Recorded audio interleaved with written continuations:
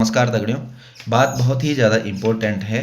तो कई लोग कंफ्यूज हैं या थोड़ा डाउट में हैं कि अगर मैंने कोर्ट से शादी का रजिस्ट्रेशन करा रखा है तो क्या मुझे दोबारा शादी का रजिस्ट्रेशन करवाना है या नहीं करवाना है। तो मैं उन लोगों को बताना चाहूँगा कि जिन्होंने भी 27 जनवरी 2025 से पहले या यूसीसी लागू होने से पहले अगर कोर्ट से या फिर रजिस्ट्रार ऑफिस से अपना मैरिज सर्टिफिकेट बनवाया है तो उन लोगों को अपना मैरिज सर्टिफिकेट यूसीसी के अंतर्गत पंजीकरण करवाना आवश्यक है। मैं आपको बताना चाहूँगा कि इसमें हमारे पास में दो तरह के रजिस्ट्रेशन हैं। पहला रजिस्ट्रेशन है रजिस्ट्रेशन ऑफ मैरिज, जिसमें जिनकी नई शादी हुई है या फिर जिन्होंने अभी तक कोर्ट से या फिर रजिस्ट्रार ऑफिस से अपनी शादी का पंजीकरण नहीं करवाया है, तो इस दायरे में वो लोग आएंगे जिन्हें की शादी का रजिस्ट्रेशन कराना अनिवार्य है।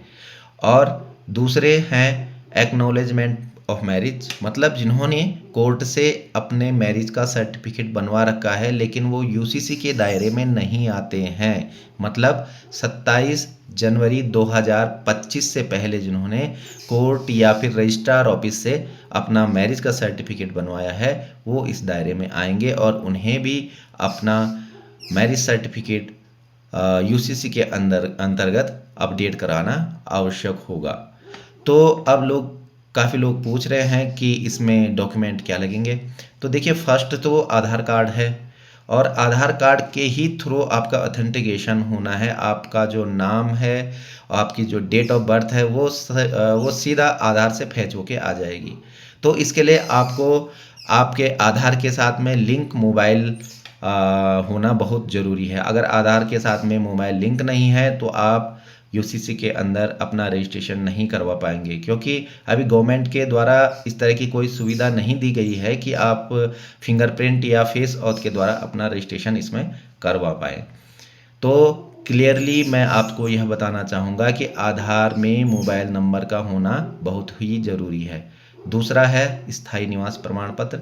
स्थायी निवास प्रमाण पत्र पति पत्नी का होना भी आवश्यक है। दोनों में से अगर किसी का स्थायी निवास है या फिर किसी का आयुष्मान कार्ड है तो भी आप बनवा सकते हैं।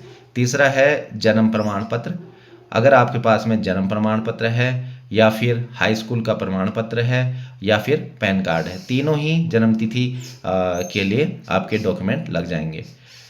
अब बात आती है जो नए और पुराने जो भी हैं जिन्होंने रजिस्ट्रेशन कराया है या फिर जो नया रजिस्ट्रेशन करा रहे हैं, उन्हें शादी की जो फ़ोटो है वो देनी भी अनिवार्य है। पुराने वाले एक कपल फ़ोटो दे सकते हैं और नए वालों को शादी की फ़ोटो देनी ज़रूरी है।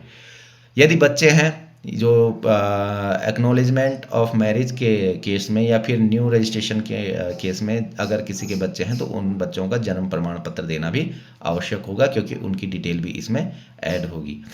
अब सबसे मेन और इम्पोर्टेंट है वो है गवाह।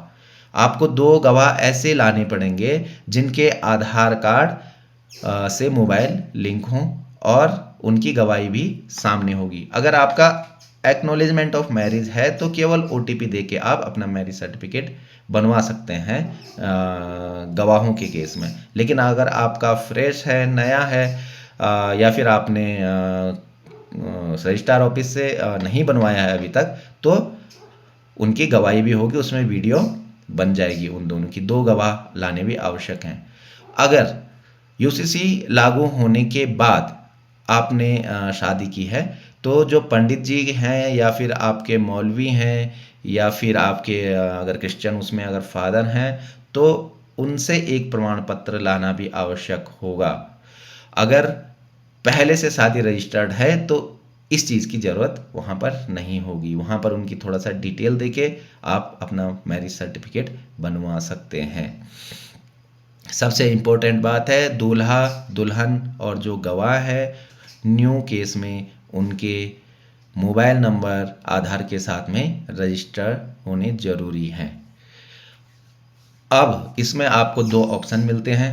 पहला ऑप्शन आपको ये मिलता है कि आप अगर खुद से अपना मैरिज सर्टिफिकेट बनवा सकते हैं तो वहाँ पे सिटीजन का ऑप्शन भी है। तो आप अपना आधार से ऑथेंटिकेट करके उसमें लॉगिन करके अपना मैरिज सर्टिफिकेट के लिए अप्लाई कर सकते हैं। और अगर आपको ये लगता है कि भाई कि मेरे बस का नहीं है या फिर मेरे से कुछ गलती ना हो जाए, तो आप किसी सीएससी सेंटर के थ्रू अप्लाई करवा सकते हैं।